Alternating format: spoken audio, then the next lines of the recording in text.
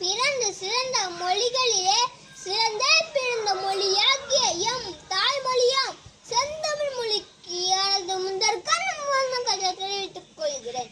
அனைவருக்கும் வணக்கம். என் பெயர் தர்ஷன். பெண்மை வாழ்க என்று கூச்சலமடா, பெண்ணை வெல்க என்று கூச்சலமடா என்று மகாகவி பாரதியார் பெண்களை போற்றி பாடுகிறார்.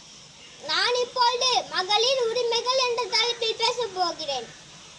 பெண்களின் உரிமைகள் என்பது உலகெங்கிலும் உள்ள பெண்கள் மற்றும் பெண் குழந்தைகளுக்கான அடிப்படை மனித உரிமைகளாகும். பெண்களின் உரிமைகள் என்பது வாக்குரிமை, வேலை செய்யும் உரிமை, குடும்பத்தில் உரிமை, சம ஊதிய உரிமை, குழந்தை பெறுவதில் உரிமை, சொத்துரிமை, கல்வி உரிமை, அரசியல் உரிமை மற்றும் பல உரிமைகள் உள்ளடக்கியதாகும்.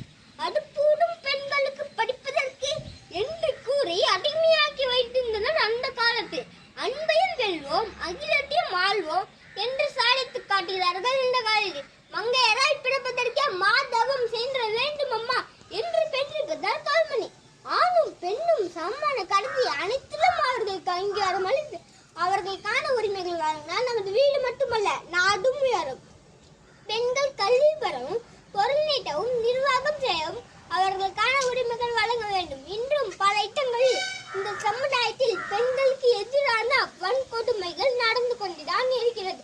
இந்த நிலை மாற வேண்டும். அதிகார உரிமை அவர்களுக்கு அளிக்கப்பட வேண்டும். ஆண்கள் அவர்கள் ஆதரவாய் நிற்க வேண்டும். பட்டங்களால் வரும் சட்டங்கள் செய்ய வேண்டும். பாரினி பெண்கள் நடத்த வேண்டும். எட்டு மறிவில் ஆணுக்கு இங்கே பெண் நிலை பிள்ளைக்கால் என்று மகாகவி பாரதி அன்றே அறிவித்துவிட்டார். அவரது கனவு மெய்ப்பட வேண்டும். உரிமை பெற்று பெண்கள் உலகை ஆள வேண்டும். மகளிர் உரிமைகள் மற்றும் பெருமைகளை போற்றும் விதமாக 1857 ஆண்டு முதல் ஒவ்வொரு ஆண்டும் மார்ச் மாதம் 8ஆம் தேதி உலக மகளிர் தினமாக கொண்டாடப்பட்டு வருகிறது.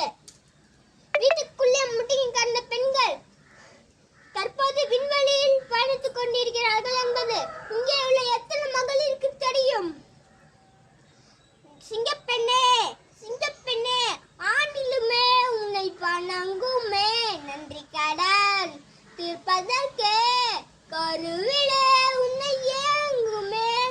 ஏறு ஏறு ஏறு நெஞ்ச வலிமை கொண்டு ஏறு நெஞ்ச உன்னை பெண் என்று கேலி செய்த கூட்டம் ஒரு நாள் உன்னை வணங்கினும் உயர்ந்து நில்லு.